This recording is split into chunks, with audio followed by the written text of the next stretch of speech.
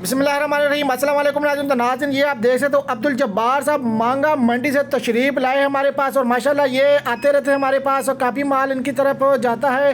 तो ये देख सकते हो इन्होंने कुछ अमाइनो एसिड की बोतल हमसे परचेज़ की। तो ये मेड इन चाइना है, रेट भी इसका काफ़ी मुनासिब है। तो ये 15 बोतल इन्होंने परचेज़ किया amino acid made in China. एक बोतल 2 एकड़ में हम करवाते हैं। कुछ ये बुरान में इन्होंने परचेज़ की, देख सकते हो 20% बुरान है। 50 एकड़ का बैग है, 25 पे भी कर सकते हो। ये कुछ इन्होंने पोटाश के बैग भी परचेज़ किए। तो 50% इसके अंदर पोटाश है, 18% सल्फर है।